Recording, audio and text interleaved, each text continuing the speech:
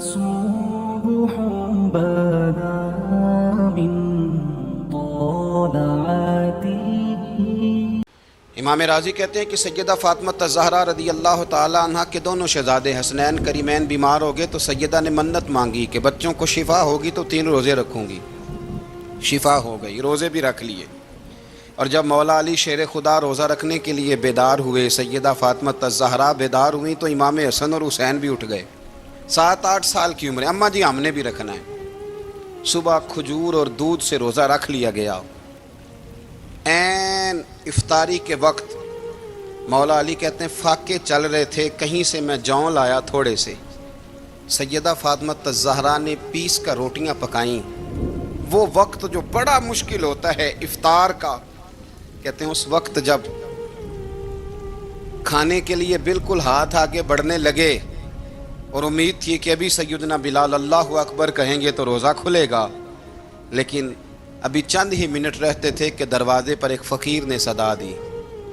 کہنے لگا سارے مدینے کے دروازے کھٹکھٹا آیا ہوں، قحط ہے، فاقہ ہے، اے رسول اللہ کے خاندان والو، میں یتیم ہوں، کسی نے بتایا ہے کہ اور کوئی دروازہ کھلے نہ کھلے سیدہ کا دروازہ تیرے لیے ضرور کھلے گا، کیا یتیم کو روٹی ملے گی؟ تو حضرت مولا علی نے بچوں کی طرف دیکھا ہی تھا کہ امام حسن ساری روٹیاں جا کے دروازے پہ دے آئے۔ کھجور اور پانی سے افطار ہو گیا۔ صبح پھر کھجور اور دودھ سے روزہ رکھا۔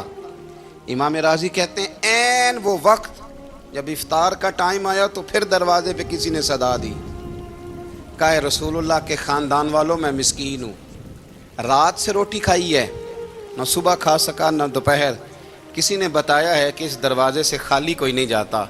امام حسن نے پھر سارا لنگر اٹھایا اور پھر جا کے دے دیا۔ تیسرا دن پھر ہوا۔ مجھے لگتا ہے کہ جب افطار کا ٹائم آیا ہوگا نا تو یہ خود ہی سارے دروازے پہ دیکھتے ہوں گے، یہ کوئی آیا نہیں لینے والا ابھی تک۔ لگتا ہے کہ نظریں دروازے پہ تھیں۔ عین افطار کے وقت 3 روٹیاں جب جوں کی پک کے آئی تو ایک بھکاری نے صدا دی، کہنے لگا میں قیدی ہوں، آج ہی قید سے رہائی ملی ہے، پہلے دن کسی کے دروازے پہ صدا دی ہے روٹی ملے گی۔ امام حسن وہ کھانا دے کے واپس لوٹے، کھجور اور پانی سے افطار ہوا، اور جیسے ہی مسجد نبوی میں تینوں باپ بیٹا نماز پڑھنے گئے تو مولا علی کہتے مجھے بتانا نہیں پڑا، رسول کریم نے میری طرف دیکھ کے فرمایا علی تیرا، فاطمہ کا، حسن اور حسین کا 3 دن والا عمل خدا کو بھی بڑا پسند آیا ہے اور محمد مصطفیٰ کو بھی بڑا پسند آیا، بڑا پسندیدہ عمل۔ میں کہتا ہوں کہ حضرت فاطمہ نے نا ان کی تربیت پہلے ہی کر دی تھی، 3 دن بغیر افطار کے روزہ رکھنے کی، وہ ٹریننگ گھر سے ہو چکی تھی۔ اب میدان کربلا میں 3 دن بھوکا پیاسا رہنا ان کے لیے مشکل نہیں تھا۔ حضرت جناب سیدہ زینب بنت ابی رافع کہتی ہیں کہ سیدہ فاطمہ الزہرا ایک دن اپنے دونوں شہزادوں کو لے کے، جب حضور کی طبیعت مبارک بظاہر علیل تھی جس میں حضور کا وصال ہوا، دونوں شہزادے لے کے سیدہ فاطمہ نبی کریم کی بارگاہ میں گئیں، کہنے لگی یا رسول اللہ میرے بچوں کو کچھ دیجئے سیدہ پاک۔ تو حضور اٹھ کے بیٹھ گئے، اس کندھے سے امام حسن کو لگایا اور اس سے امام حسین کو لگایا اور فرمایا فاطمہ یہ جو میرا حسن ہے نا اس کو میں اپنی ہیبت اور سرداری دیتا ہوں، اور فرمایا یہ جو میرا حسین ہے نا حسین کو میں اپنی جرت اور سخاوت دیتا ہوں، میرا حسین جرت مند ہوگا اور سخی ہوگا۔ داتا گانج بخش علی حجویری، امام الاولیاء، سید الاصفیاء، داتا صاحب کشف المعجوب میں فرماتے ہیں ایک دن نا امام حسین کے پاس ایک شخص آیا بڑی دور سے کچھ مانگنے کا، حضور کچھ دیجئے۔ وہ شخص کہتا ہے کہ میرا ظرف یہ تھا کہ 4-5 دینار ملیں گے، تو امام حسین فرمانے لگے تھوڑی دیر بیٹھ جا، رزق آ رہا ہے۔ تو امام حسین کو حکومت وقت کی طرف سے نا 5 تھیلیاں ملی، جس میں ایک تھیلی میں 500 اشرفیاں تھیں، 5 تھیلیاں آئیں، لیکن اس کو آنے میں نا ذرا دیر ہو گئی۔ وہ 5 تھیلیاں جب آئی نا تو امام حسین اس کی طرف 5 تھیلیاں بڑھا کے نا، ذرا دیکھنا میری طرف غور سے، 5 تھیلیاں بڑھا کے نا تو فرمانے لگے میاں جتنا تجھے انتظار کرایا نا اتنی ہم تیری حاجت پوری نہیں کر سکے، تو یہ نہ محسوس کرنا کہ حسین کے دروازے پہ بیٹھا بھی رہا ہوں تو ملا کیا ہے، یہ نہ محسوس کرنا۔ وہ شخص کہتا ہے جب میں نے وہ تھیلیاں کھولی اور پھر میری نظر امام حسین پہ پڑی تو میرے اندر سے آواز آئی، اگر حسین ابن علی اتنے سخی ہیں تو محمد عربی کتنے سخی ہوں۔ اگر یہ معیار ان کا ہے، ان کا یہ معیار ہے، اور خود بھیک دیں، خود ہی کہیں منگتے کا بھلا ہو، خود کہنے لگے جتنا انتظار کرایا ہے اتنی تیری مدد کر سکے۔ یہ سخاوت کا معیار تھا، یہ طریقہ تھا۔ ایک دفعہ سیدنا امام حسین رضی اللہ تعالیٰ عنہ کے گھر کے اندر 5000 دینار آئے۔ مسجد میں تھے، آپ کو 5000 دینار ملے تو امام زین العابدین کہتے ہیں کہ مسجد سے لے کر گھر آنے تک امام حسین نے 5000 اللہ کے رستے میں خیرات کر دی۔ فرماتے میں نے کہا ابا جی 5 دینار کی گھر میں ضرورت تھی، مالاں والے سخی نہیں ہوندے تے سخیاں کل مال نہیں ہوندا، ایتھے اوتھے دوویں جہانی سخی کنگال نہیں ہوندا۔ کہا ابا جی 5 دینار کی گھر میں ضرورت تھی، تو کہتے ہیں مجھے فرمانے لگے بیٹا یہ جن کو میں نے دیا ہے نا یہ گھر کے لیے ہی دیا ہے، یہ گھر کے لیے ہی دیا ہے، جن کو دیا ہے تمہارا کیا خیال ہے یہ باہر خرچ ہوا ہے؟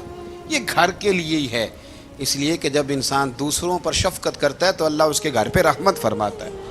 امام حسین کے مزاج میں پہلی بات میں نے ذوق عبادت کی عرض کی، دوسری بات عرض کر رہا ہوں کہ صحابہ حضرت اسامہ بن زید بڑے پیارے ہیں میرے نبی کریم کے، بڑے پیارے۔ حضرت اسامہ بن زید کے بارے میں سیدہ عائشہ صدیقہ فرماتی ہیں ان کے ناک سے اگر رینٹھ نکلتی تھی تو اللہ کے رسول اپنے دستے مبارک سے صاف کر دیتے تھے، اور سرکار فرماتے تھے کہ اگر اسامہ لڑکی ہوتا نا، ان کے غلام کے بیٹے تھے حضرت زید بن عمرو، اگر یہ لڑکی ہوتا میں اسے زیور پہناتا۔ بڑے پیارے تھے، لیکن جب ان کا آخری وقت آیا نا تو 60,000 دینار کا قرضہ تھا۔ رشتہ داروں سے کہا، دوستوں سے کہا، یاروں سے کہا، پر قرض ادا نہیں ہو رہا تھا۔ حضرت اسامہ بن زید کہتے ہیں بڑا پریشان تھا۔ جب حد ہو گئی نا تو حضرت اسامہ بن زید فرمانے لگے جاؤ کوئی حسین ابن علی کو خبر کرو، ان سے کہو میں نا غلام ہوں آپ کے نانا کا، مقروض دنیا سے چلا گیا تو کیا بنے گا۔ امام حسین کو خبر ملی تو دوڑے آئے۔ لاجپال اس پیر کو نہیں کہتے جو تگڑا نذرانہ لے کے تو ماتھا چوم لے، لاجپال تو اس کو کہتے ہیں کہ جب ضرورت پڑے تو وہ سر پہ موجود ہو۔ حضرت سیدنا امام حسین تشریف لائے تو جناب اسامہ بن زید رو پڑے، کہنے لگے حضور میں نے نا غلامی کی ہے آپ کے نانا کی، اور اس غلامی پہ ناز ہے، اب 60,000 دینار کا قرضہ لے کے دنیا سے جاؤں گا تو میری قبر پہ بوجھ رہے گا۔ امام حسین خادم کو بھی کہہ سکتے تھے جاؤ گھر پیسے پڑے ہیں لے آؤ، امام حسین خود گئے، چادر اوڑھ کے تو اس کی اوٹ میں بکل میں 60,000 دینار چھپا کے لائے، اور جناب اسامہ بن زید کے سامنے رکھ کے کہنے لگے اسامہ یار پیسے رات کو ہی آئے تھے، میں سوچ رہا تھا مجھے تو ضرورت نہیں، اللہ نے کس کا نصیب میرے گھر میں بھیج دیا ہے، مجھے تو حاجت ہی نہیں تھی، اب پتہ چلا پیسے تیرے تھے، اللہ نے حسین کی ڈیوٹی لگائی ہے کہ جا کے دے آ۔ حضرت اسامہ بن زید رو پڑے، فرمانے لگے اللہ آپ کو بہترین صلہ عطا فرمائے۔ امام بڑا ہی پیار کرتے تھے، گھوڑے پہ جا رہے تھے، کچھ فقیر غریب لوگ بیٹھ کے روٹی کھا رہے تھے، کھا کہاں رہے تھے؟ سڑک کے کنارے۔ تو امام زین العابدین فرماتے ہیں کہ جب امام حسین گزرے تو انہوں نے آواز دی حضور دل کرتا ہے ہمارے ساتھ بیٹھ کے روٹی کھائیں۔ کائنات کے مالک و مختار کے نواسے اور دنیا کے سب سے بڑے شہزادے گھوڑے سے اترے اور غریبوں کے ساتھ سڑک پہ بیٹھ گئے، روٹی کھانے لگے اور دیر تک کھاتے رہے، اور جب فارغ ہو گئے تو فرمانے لگے کھانے کی ضرورت بھی نہیں تھی، حاجت بھی نہیں تھی، پر تم نے آواز دی تو دل رکھنے کو بیٹھ گیا تھا، اگر اجازت دے تو چلا جاؤں۔ یہ مزاج تھا، یہ طبیعت تھی۔ آپ کے ایک بھائی ہیں چھوٹے، حضرت محمد بن حنفیہ نام ہے، حضرت مولا علی شیر خدا رضی اللہ تعالیٰ عنہ کی دوسری بیوی سے۔ ایک دن حضرت امام حسین ان کے گھر میں بیٹھے تھے تو کسی بات میں نا اختلاف رائے ہو گیا، تو امام علی مقام ناراض ہو گئے، فرمایا آج کے بعد تیرے گھر نہیں آؤں گا، رومال اٹھایا چلے گئے۔ لوگوں نے حضرت محمد بن حنفیہ رضی اللہ تعالیٰ عنہ سے کہا حسین تو ناراض ہو گئے، کبھی نہیں آئیں گے۔ آپ فرمانے لگے بھائی تمہارا ہے کہ میرا؟ جی بھائی تو آپ کے ہیں۔ فرمایا اگر کہو تو چند منٹوں میں حسین واپس آئے۔ جناب ناراضگی ہو گئی ہے۔ فرمایا ناراضگی ہوئی ہے پر میں اس کے دل کی نرمی کو تو جانتا ہوں نا۔ اس کے مزاج کے اندر جو محبت ہے اس سے تو ابھی آئے. کہا جناب وہ کیسے؟ فرمانے لگے دیکھنا ذرا. تو امام حسین نے خط لکھا، حضرت محمد بن حنفیہ نے رکا لکھا، کہنے لگے حسین میرے باپ کا نام بھی علی ہے اور آپ کے باپ کا نام بھی علی ہے، پر ایک فضیلت ایسی ہے جس میں میں آپ کا مقابلہ نہیں کر سکتا، وہ یہ ہے کہ آپ سیدہ فاطمہ الزہرا کے لال ہیں، اب محمد مصطفیٰ علیہ السلام کے نواسے ہیں. کہنے لگے بھائی جان آپ نے نانا جان کی وہ حدیث تو سنی ہوگی کہ دو لوگ ناراض ہو جائیں تو جو صلح پہلے کرے جنت میں پہلے جائے گا. فرمانے لگے دل میرا کر رہا تھا کہ پہلے صلح کر لوں، لیکن پھر بڑے بھائی کو پشت کروں گا جنت میں جاتے ہوئے، یہ بھی تو بے ادبی ہے نا. اب خط میں نے لکھ دیا ہے، آپ کا جو ارادہ ہو. امام حسین نے خط پڑھا تو آنکھوں میں آنسو آ گئے. پھر سے رومال اٹھایا. بچے پوچھنے لگے کہاں جا رہے ہیں؟ کہا بھائی کے گھر جا رہا ہوں. کہا آپ تو ناراض تھے؟ فرمایا تھا ناراض پر ہے تو میرا بھائی نا. ہو گئی بات ختم. بڑی دل میں نرمی، طبیعت میں سوز، لہجے میں گداز.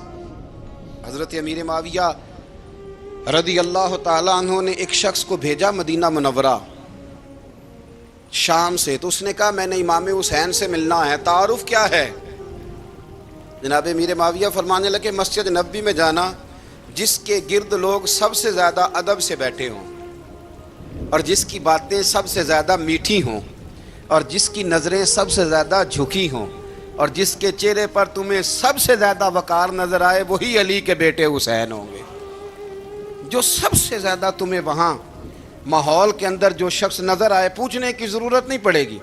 وہ شخص کہتا میں مدینے آیا تو میں نے واقعی ایک شخص کو دیکھا، شہد کے گرد مکھیوں کا اتنا ہجوم نہیں ہوتا جتنا امام حسین کے گرد رسول اللہ کے غلاموں کا ہجوم تھا، لیکن نظریں جھکی ہوئی، باتیں میٹھی، لہجہ گداز گداز، لفظوں میں رانائی. اور لوگ کئی باتیں پوچھتے تو علی کے صاحبزادے ایک آدھ جملہ بولتے تو لگتا یہ کہ وہ جملہ سیدھا دل میں اترتا چلا جاتا ہے. امام علی مقام کے کردار میں نا کچھ باتیں بڑی زیادہ تھیں، بہت زیادہ تھیں، بڑا حسن تھا. ایک بات تو یہ تھی امام حسین رضی اللہ تعالیٰ عنہ کا علم و فضل بڑا کمال کا تھا. ایک دفعہ صحابہ میں مسئلہ بن گیا کہ بچہ پیدا ہوتا ہے تو اس کا وظیفہ کیسے لگانا ہے. امام حسین کا علم و فضل بتا رہا ہوں، علم و فضل. تو بات بڑی پیچیدہ ہو گئی. حضرت عبداللہ ابن زبیر کے پاس لوگ آئے، کہنے لگے کہ آپ بڑے صاحب علم و فضل ہیں، آپ نے حضور علیہ الصلوۃ والسلام کے ساتھ وقت گزارا ہے، تو مسئلے کو حل کریں کہ بچہ پیدا ہونے کے بعد حکومت اگر وظیفہ لگائے گی تو کب لگائے گی. جب بحث طول پکڑ گئی، مسئلہ حل نہیں ہوتا تھا، تو حضرت عبداللہ ابن زبیر کہنے لگے ہم سے نہیں حل ہوگا. ایک بندہ ہے جس کے سینے میں رسول اللہ صلی اللہ تعالیٰ علیہ وسلم کے نور نبوت کا فیضان ہے، وہ یہ مسئلہ حل کریں گے. تو کہا وہ کون سے؟ آپ فرمانے لگے جب ہم سے مسائل حل نہیں ہوتے تو ہم ان کے علم سے فائدہ اٹھاتے ہیں. کہا کون ہے؟ کہا جناب امام حسین. تو لوگ حضرت امام حسین کے پاس گئے کہ حضرت یہ ایک مسئلہ الجھ گیا ہے کہ بچہ پیدا ہو تو وظیفہ کب لگانا ہے. فرمایا الجھنے والی بات ہی کوئی نہیں، پیدا ہونے کے بعد جب وہ پہلی دفعہ آواز نکالے تو اس کا وظیفہ لگا دو. اس کا مطلب یہ ہے کہ وہ دنیا میں آ گیا ہے، اس نے اپنے آنے کا اظہار کر دیا ہے، اعلان کر دیا ہے، اب اس کا وظیفہ لگا دو. تو اس پر پھر صحابہ کا اتفاق ہو گیا. امام حسین کے علم سے، فضل سے لوگ فیض اٹھاتے تھے. حضرت سیدنا امام حسین کی شہادت کے بعد حضرت عبداللہ ابن زبیر رضی اللہ تعالیٰ عنہ نے قاتلان حسین سے خطاب کیا اور فرمانے لگے اللہ کی قسم تم نے اس شخص کو شہید کیا ہے جو راتوں کو لمبے لمبے قیام کرتا تھا، اور تم نے اس شخص کو شہید کیا ہے جس سے میں دن میں جب بھی ملتا تھا تو وہ روزے سے ہوتا تھا. تم نے اس شخص کو شہید کیا جو قائم اللیل تھا، صائم الدہر تھا، اس شخص کو تم نے شہید کیا. آپ کو پتہ ہے کہ میدان کربلا میں جب 9 محرم کو ابن سعد نے امام حسین سے کہا کہ جنگ کرو اگر یزید کی بیعت نہیں کرنی، تو امام حسین نے فرمایا ایک رات کی مہلت دے دو، ایک رات کی مہلت دے دو. حضرت امام زین العابدین کہتے ہیں میں نے اپنے والد گرامی سے عرض کی کہ ابا جی آپ جہاد سے دور جانے والے تو ہیں نہیں، آپ تو جہاد سے پیار کرنے والے، اور یہ بھی پتہ ہے مجھے کہ یہ جنگ اب ہو کے رہے گی، تو ایک رات کی مہلت لینے کا معنی کیا ہے؟ بھئی کل بھی لڑنا ہے اور رات بھی لڑنا ہے، تو ابا جی ایک رات کی مہلت. تو سیدنا امام حسین رضی اللہ تعالیٰ عنہ فرمانے لگے بیٹا رات کی مہلت اس لیے لی ہے کہ میں آج رات کھل کے اپنے رب کی عبادت کر لوں، میں استغفار کر لوں، میں لمبے سجدے کروں۔ اور کہا زین العابدین تو جانتا ہے نا کہ مجھے نماز سے، تلاوت سے، دعا سے اور استغفار سے بڑا پیار ہے۔ رسول کریم علیہ السلام نے فرمایا، جامع ترمذی میں موجود ہے، فرمایا میں جا رہا ہوں پر تمہیں دو بڑی بھاری بڑی وزنی چیزیں دے کے جا رہا ہوں۔ صحیح ستہ کی روایت، دو وزنی چیزیں تمہارے بیچ چھوڑ کے جا رہا ہوں، اگر ان کو تھام کے رہو گے تو کبھی گمراہی تمہارے پاس نہیں آئے گی۔ یا رسول اللہ وہ کون کون سی؟ فرمایا ایک اللہ کی کتاب دے کے جا رہا ہوں اور دوسرا اپنا خاندان دے کے جا رہا ہوں۔ اگر اہل بیت نبوت کو تھامے رہو گے، ہمارے بزرگوں نے لکھا ہے کہ یہ جو حضور نے کتاب اللہ اور پھر اپنی اہل بیت کا تذکرہ فرمایا تو اس کا مطلب یہ ہے کہ تھیوری دیکھنی ہوئی تو قرآن دیکھنا، اور پریکٹیکل دیکھنا ہوا تو علی اور فاطمہ کو دیکھنا، حسن اور حسین کو دیکھنا، ان کو دیکھنا۔ نبی کریم علیہ الصلاۃ والسلام کے اہل بیت مینارہ نور ہیں، ان کی محبت، ان کا پیار کیوں بھلا؟ اس لیے کہ یہ وہ خوبصورت لوگ ہیں جن کو خود میرے نبی پاک نے تراشا ہے۔ ان کی سیرت میں جتنے رنگ ہیں وہ رسول کریم نے خود بھرے ہیں۔ ان کی ایک ایک بات کا خیال نبی پاک نے رکھا ہے، حضور نے از خود انہیں اپنی صحبت عطا کی ہے۔ زیادہ دور نہیں تھا سیدہ فاطمہ کا گھر، مسجد نبوی کے ساتھ تھا، اللہ کے رسول دن میں 2 دفعہ جایا کرتے تھے۔ پھر بھی کبھی کبھی فرماتے فاطمہ میرا دل کرتا ہے آج میں رات تیرے گھر میں قیام کروں، تو سیدہ فاطمہ الزہرا فرماتی ہیں کہ آمنہ کے لال اس طرح بھی میرے گھر میں قیام کرتے تھے کہ حضور چارپائی پہ لیٹتے تھے تو ایک کندھے پہ امام حسن کا سر ہوتا تھا اور دوسرے پہ امام حسین کا سر اقدس ہوتا تھا، اور فرماتی ہیں رات کو کبھی حسنین کریمین دودھ مانگتے تو میں اٹھتی دودھ دینے کے لیے، تو حضور فرماتے لیٹ جاؤ آج میرے ساتھ سوئے ہیں تو دودھ بھی میں ہی پلاؤں گا، تو محبوب اٹھتے ان کے لیے دودھ لاتے برتن سے نکال کے۔ حضور نے انہیں وقت دیا اور پھر ان کی چھوٹی چھوٹی چیزوں کا خیال رکھا۔ صحیح بخاری میں موجود ہے، تربیت پر توجہ دی۔ امام حسین تشریف لائے، ابھی عمر مبارک 7 سال کے قریب تھی، مسجد نبوی میں صدقے کی کھجوروں کا ڈھیر لگا ہوا تھا۔ چھوٹا بچہ جو ہوتا ہے نابالغ، اس پر شریعت کے احکامات نہیں آتے۔ صدقے کی کھجوروں کا ڈھیر تھا مسجد نبوی میں۔ یہ تربیت ہے، یہ ٹریننگ ہے جو اللہ کے محبوب نے خود انہیں عطا فرمائی۔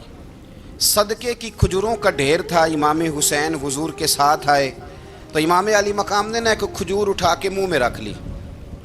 شارحین نے لکھا ہے لگتا یہ ہے کہ کئی دنوں کی بھوک تھی، کیونکہ یہ فاقہ اہل بیت کا بڑا محبوب ہے۔ مجبور نہیں تھے، وہ تو خزانوں کے مالک تھے، پر غریبوں سے محبت کی وجہ سے فاقے کیا کرتے تھے، یہ ان کی پسند ہے فاقہ کرنا۔ تو ایک کھجور امام علی مقام نے رکھ لی تو اللہ کے رسول نے گلے میں انگلی ڈال کے نکال دی، تو فرمایا حسین یہ صدقہ ہے، یہ میری اہل بیت کے لیے درست نہیں ہے۔ حضور نے خود تربیت کی، اور پھر سیدہ فاطمہ الزہرا نے اپنے بچوں کو تراشا، ان پر محنت کی۔ میں اکثر گزارش کرتا ہوں دوستوں سے، میں کہتا ہوں کربلا کا واقعہ کوئی حادثاتی نہیں ہے، اس کے پیچھے پوری ایک لاجک ہے، اس کے پیچھے پورا ایک فلسفہ ہے۔ ایسے ہی کوئی آدمی 3 دن بھوکا پیاسا رہ سکتا ہے؟ کسی آدمی کو صبح اس نے کھانا کھایا اور شام تک کھانا نہ ملے تو ٹانگیں کانپتی ہیں۔ رمضان المبارک میں عبادت کی نیت سے روزہ رکھنے والے بھی شام کو بڑے پریشان ہو جاتے، اور مسلسل 3 دن کھانا نہ کھایا جائے اور پانی نہ پیا جائے، اور حال یہ ہے کہ وہی آدمی تلوار لے کے میدان میں نکلے اور اس کی حالت یہ ہو کہ لوگ اس کے آگے دوڑنا شروع کر دیں، ہزاروں کی فوجیں تاب نہ لا سکیں۔ علی کا گھر بھی وہ گھر ہے کہ جس گھر کا ہر ایک بچہ جسے دیکھو وہی شیر خدا معلوم ہوتا ہے۔ یہ کوئی آسان ہے؟ اس کے پیچھے پوری ایک اس کے پیچھے فلسفہ ہے۔ امام راضی کی تفسیر کبیر دیکھیے گا، حضرت امام حسین کی وہ شخصیت تھی کہ مشکات میں حدیث ہے، نبی پاک صلی اللہ تعالی علیہ وسلم کی چچی جناب ام فضل صبح صبح گھبرائی حضور کی بارگاہ میں آئیں، عرض کی یا رسول اللہ صلی اللہ علیہ وسلم آج میں نے عجیب خواب دیکھا ہے، میں ڈر گئی ہوں۔ حضور نے فرمایا چچی کیا دیکھا؟ عرض کی حضور میں نے دیکھا ہے کہ آپ کے وجود کا گوشت کا ایک ٹکڑا کٹ کے میری جھولی میں آ گیا ہے۔ حضور یہ کیا ہے؟ تو محبوب خواب سن کے مسکرائے، فرمایا چچی یہ پریشانی والا خواب نہیں، یہ تو خوشی والا خواب ہے، اللہ فاطمہ کو بیٹا عطا کرے گا اور وہ تیری گود میں کھیلا کرے گا۔ چونکہ وہ میرے وجود کا ٹکڑا ہوگا لہذا خواب تجھے یہ آئی ہے. تو امام حسین پیدا ہوئے, امام حسن کی عمر ابھی 11 مہینے تھی. تو نبی پاک نے امام حسین کو جناب ام فضل اپنی چچی کی گود میں دے دیا کہ فاطمہ کے لیے دونوں بچے سنبھالنا مشکل ہوگا. وہ خواب اس طرح پوری ہوئی. امام حسین سے حضور نے بڑا پیار کیا, بڑی محبت فرمائی نبی پاک سے. کچھ حدیثیں میں نے جمعے میں عرض کی تھیں. حضرت ابو ہریرہ رضی اللہ تعالیٰ عنہ کہتے ہیں یہ واحد بچہ تھا حضور کے گھرانے کا کہ میں نے دیکھا کہ نبی پاک صلی اللہ علیہ وسلم بیٹھے تھے تو یہ حضور سے کہہ رہے ہیں, نبی پاک سے, کہ نانا جی اٹھ کے کھڑے ہو. کہتے ہیں حضور کھڑے ہو گئے تو کہنے لگے میں نے آپ کے برابر جانا ہے. بچے جو مرضی ضد کر لیتے ہیں نا. قد چھوٹا تھا, عمر 7.5 سال تھی. کہنے لگے نانا میں نے برابر جانا ہے. تو نبی پاک صلی اللہ علیہ وسلم نے ہاتھ پکڑ لیے, فرمایا چل پھر ہو جا برابر. تو حضرت ابو ہریرہ کہتے ہیں انہوں نے, حضور نے ہاتھ پکڑے, اوپر کھینچا تو امام حسین نے پہلے اپنے پیر حضور کے گھٹنوں پہ رکھے, پھر نبی پاک کے سینے پہ رکھے, اور جب ان کا قد سر تھوڑا سا حضور سے اونچا ہو گیا تو محبوب فرمانے لگے چل بس کر, تو نے تو کہا تھا آپ کے برابر ہونا ہے, تو اوپر نکل گیا ہے, چل بس کر. فرماتے ہیں پھر امام حسین نے زبان باہر نکالی تو محبوب ان کی زبان چوسنے لگے, پھر ساتھ لٹا لیا اور انہیں سونگھنے لگے. تو میں نے عرض کی حضور آپ حسین کو سونگتے کیوں ہیں؟ تو فرمایا ابو ہریرہ مجھے حسین کے وجود سے جنت کی خوشبو آتی ہے, مجھے حسین کے وجود سے جنت کی. ایک دن حضور گزر رہے تھے. اصل اس طرح تھا کہ یہ نبی پاک کا حجرہ تھا. جن لوگوں کو اللہ نے مدینے کی زیارت کرائی ہے وہ جان سکتے ہیں, نبی پاک کا حجرہ تھا. تو حضور کے حجرے کی اس جانب یعنی مسجد کی جو بالکل سیدھ ہے اس کی بیک میں سیدہ فاطمہ رہتی تھی. تو حضور اکثر نہ نماز کے لیے جب نکلتے تو حضرت فاطمہ کے حجرے کے پاس سے ہو کر دوبارہ محراب میں جاتے. محبوب حجرے کے پاس سے گزرے تو امام حسین رو رہے تھے. تو حضرت فاطمہ نے کسی بات میں جھڑک دیا تو امام حسین رونے لگے. تو نبی پاک نماز کے لیے گئے تو واپس لوٹ آئے, اور واپس تشریف لا کے کہا فاطمہ حسین کو کیا ہوا؟ عرض کی یا رسول اللہ تنگ کر رہے تھے, میں نے ڈانٹ دیا ہے.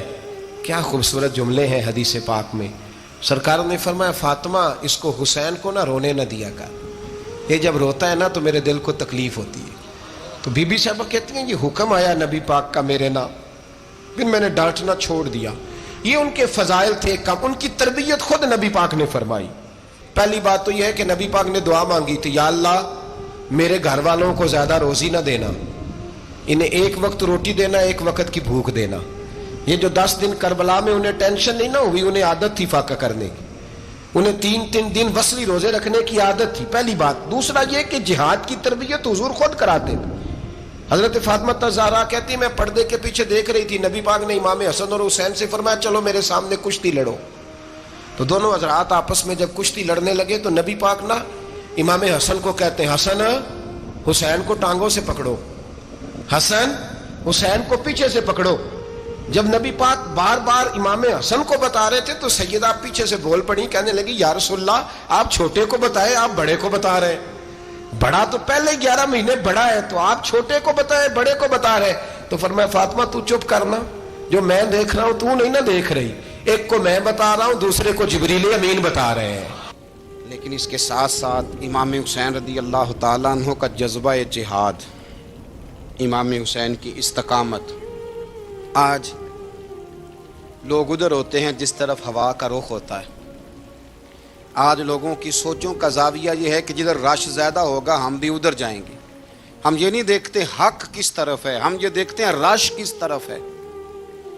امام حسین رضی اللہ تعالیٰ عنہ نے رش نہیں دیکھا, حق دیکھا.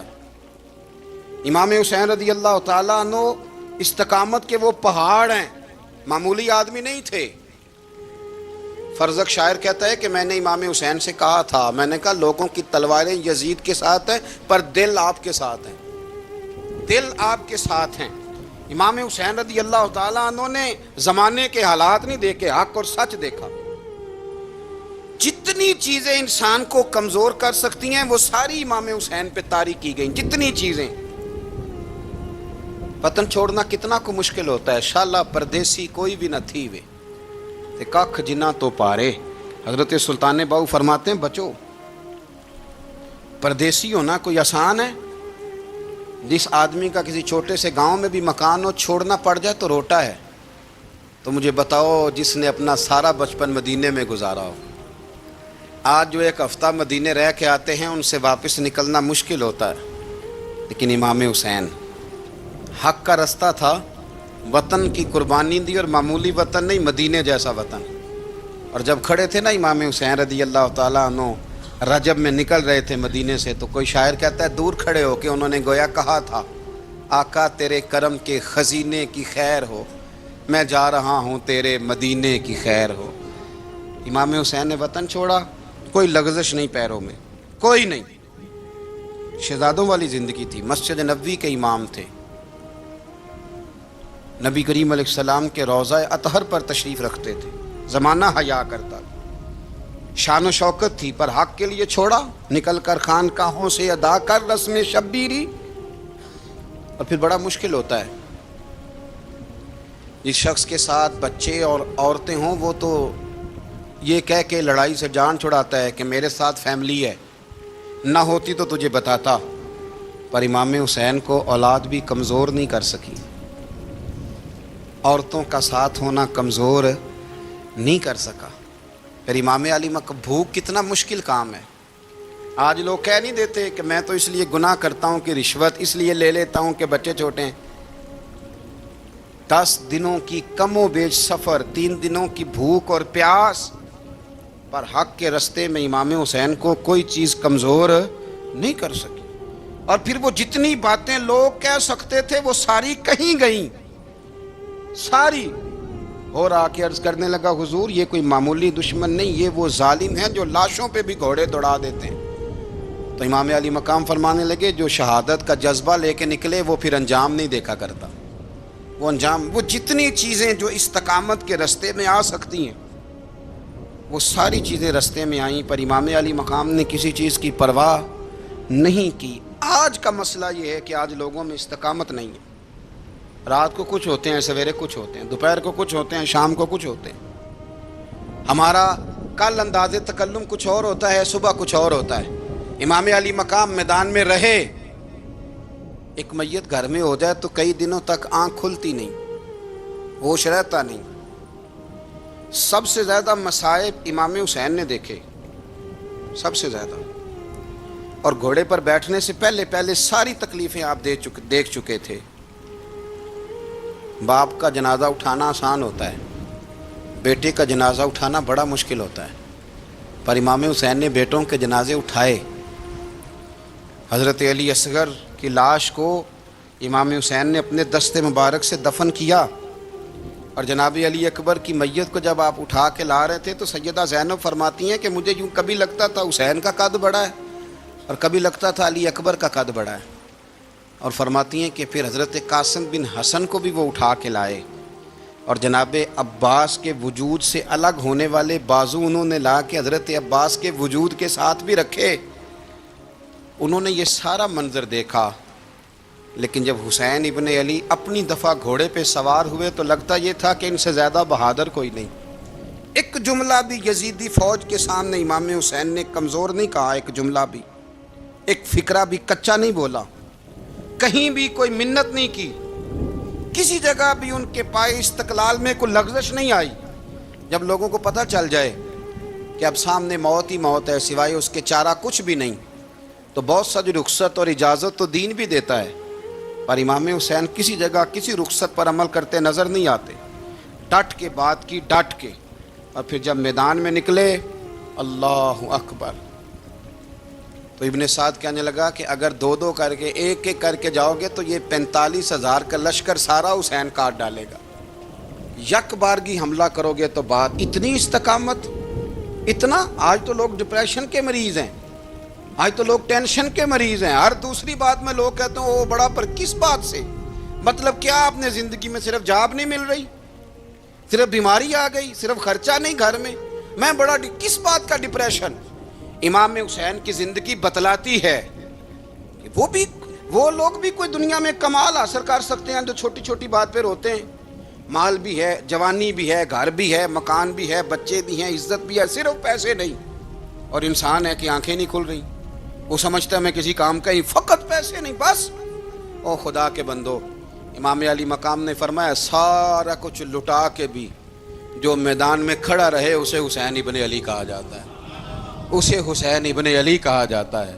حسین ابن علی کی شان رفت کوئی کیا جانے، حسن جانے، علی جانے، نبی جانے، خدا جانے، کون جانے امام علی مقام کا معیار۔ تو امام حسین رضی اللہ تعالیٰ عنہ کی زندگی ہمیں بتاتی ہے کہ ذوق والی عبادت کرو۔ امام حسین کی زندگی ہمیں بتاتی ہے کہ جب تم سخاوت کرو تو پھر اپنی حیثیت سے بڑھ کر کرو، اور امام حسین کی زندگی ہمیں بتاتی ہے کہ دل میں کسی کے لیے کوئی بات نہ رکھو، صلح کرنے میں پہل کرو، محبتیں کرنے میں آگے بڑھو۔ اور امام حسین کی زندگی ہمیں بتلاتی ہے کہ جب دنیا میں تم نے کچھ کرنا ہے تو پھر ڈٹنا بھی سیکھو، پھر کھڑے ہونا بھی سیکھو۔ یہ نہ دیکھو کہ حالات، امام حسین نے ایک دن بھی حکومت نہیں کی، یزید نے 4.5 سال کی، لیکن قیامت تک دلوں پہ حکومت امام حسین کی رہے گی، امام حسین کی رہے گی، اس لیے کہ ان میں استقامت تھی۔ امام حسین کے ساتھ اس وقت 72 لوگ تھے، لیکن آج کائنات کا ذرہ ذرہ امام حسین کے ساتھ ہے۔ اس کا مطلب ہے وقت لگتا ہے، نظریہ غالب آ ہی جایا کرتا ہے، تو استقامت والی زندگی گزاریں۔ حضرت عمر جب نعرہ لگاتے نا تو کیسر و کسرا کانپتے، سفیر آتے روم کے ملنے کے لیے تو کہتے جاؤ عمر نفل پڑھ رہے ہیں، ٹائم کوئی نہیں۔ ایک دن اندر میٹنگ ہو رہی تھی، حضرت عمر میٹنگ میں بیٹھے تھے، آپ کے بیٹے ملنے آئے عبداللہ ابن عمر، ابا جی اندر آ جاؤ، فرمایا دروازے پہ کھڑا ہو، میں ضروری بات کر رہا ہوں، اندر نہ آنا۔ جناب عبداللہ ابن عمر کہتے ہیں میں دروازے پہ کھڑا ہو گیا، تھوڑی دیر گزری تو امام حسین بھی آ گئے۔ ایک حدیث میں، ایک روایت میں امام حسن کا لفظ بھی ہے، امام حسین آئے، آ کے عبداللہ ابن عمر سے کہنے لگے عمر فاروق اندر ہیں؟ تو کہا وہ اندر تو ہے۔ تو کہا آپ کیوں دروازے پہ کھڑے ہیں؟ کہنے لگے ابا جی نے کہا ہے یہاں انتظار کرو، میں کوئی ضروری بات کر رہا ہوں، لیکن شہزادے میرے لیے کہا ہے، میرے لیے آپ جانا چاہیں تو چلے جائیں۔ امام حسین کہنے لگے امیر المومنین کوئی بات کر رہے ہوں گے، میں ظہر کے وقت مسجد میں مل لوں گا، ظہر کا ٹائم آئے گا نا تو میں مسجد میں مل لوں گا۔ یہ کہہ کے چلے گئے۔ حضرت عمر باہر آئے تو حضرت عبداللہ ابن عمر سے کہا کہ کوئی آیا تو نہیں؟ عرض کی حضور حسین ابن علی آئے، حسین ابن علی۔ تو کہا اندر کیوں نہیں بھیجا؟ کہا میں نے کہا تھا بے شک چلے جائیں، لیکن وہ کہہ رہے تھے کہ میں ظہر کے وقت مسجد میں مل لوں گا۔ تو سیدنا عمر فاروق فرمانے لگے عبداللہ تجھے تیری ماں روئے، حسین کو کیوں واپس بھیجا؟ پھر عمر دنیا داروں کے سامنے ڈٹنا، کھڑا ہونا عمر پہ ختم ہے، لیکن جو اندر کی بات ہے نا، روح کی، جو عقیدت کی بات ہے، جو وفا کا رشتہ ہے، اس کو کون سمجھے؟ یہ جو روح کی مجبوریاں ہیں، یہ جو وفا کی مجبوریاں ہیں، اسے لوگ کیا سمجھیں؟ انہیں کیا پتا کہ مرشد کے بیٹے کے پیر چومنے میں حسن کیا ہوتا ہے؟ انہیں کیا پتا کہ جب استاد کا بیٹا گھر میں آتا ہے تو دل کرتا ہے مکان بیچ کے اسے دے دیں، اس کے باپ کی نیکیاں بڑی ہیں۔ جناب عمر فاروق دوڑے گئے، امام حسین کے دروازے پہ دستک دی، امام حسین باہر رکھا، شہزادے یار ملنے آئے تھے، بغیر ملے کیوں آ گئے؟ عرض کی کہ آپ مصروف تھے، آپ کے اپنے بیٹے بھی دروازے پہ کھڑے تھے، تو میں واپس آ گیا۔ امام حسین کہتے ہیں عمر جذبات میں آ گئے، سر سے پگڑی گر گئی، کہنے لگے حسین میرے بیٹے کا اور حسین کا کیا مقابلہ؟ کیا اس کی ماں کا نام فاطمہ الزہرا ہے؟ کیا اس کی نانی کا نام خدیجہ الکبریٰ ہے؟ کیا اس کے نانے کا نام محمد مصطفیٰ ہے؟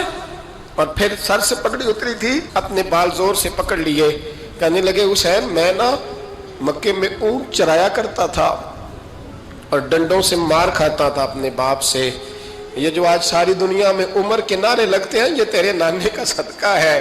شہزادے میری وفا اور میری وفا میں جب تیرا دل کرے نا دوڑ کے آ جایا کر۔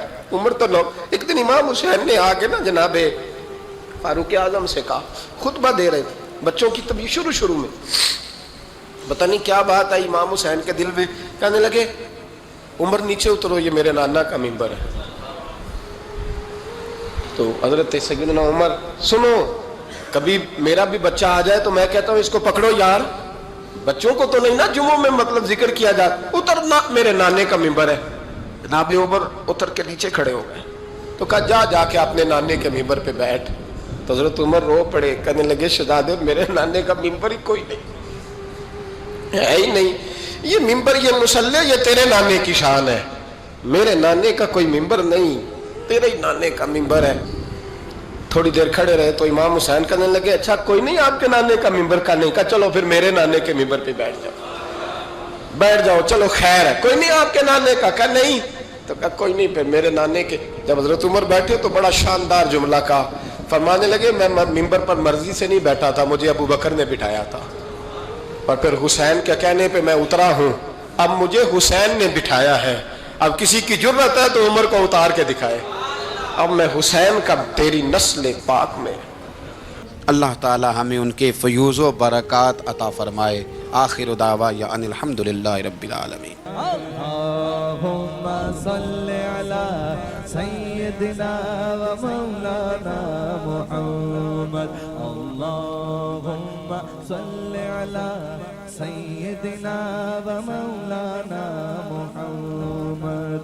اللہ کے شیر ہے در کرار پر درود, اللہ کے شیر ہے در کرار پر درود, اللہ کے شیر ہے در کرار پر درود.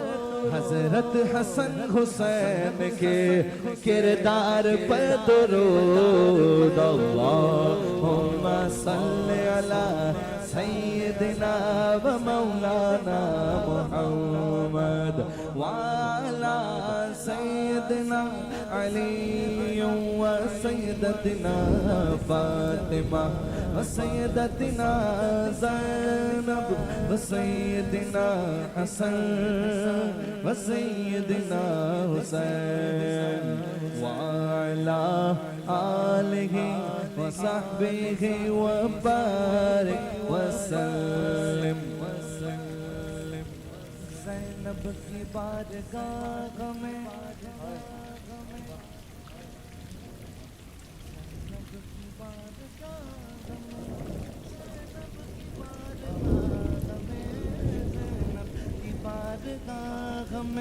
سلام نیاز ہے, زینب کی بارگاہ میں سلام نیاز ہے, جو مرتضیٰ کی لاڈلی زہرا کا ناز ہے. اللہم صلی علی سیدنا و مولانا محمد وعلی سیدنا علی و سیدتنا فاطمہ و سیدتنا زینب و سیدنا حسن و سیدنا حسین.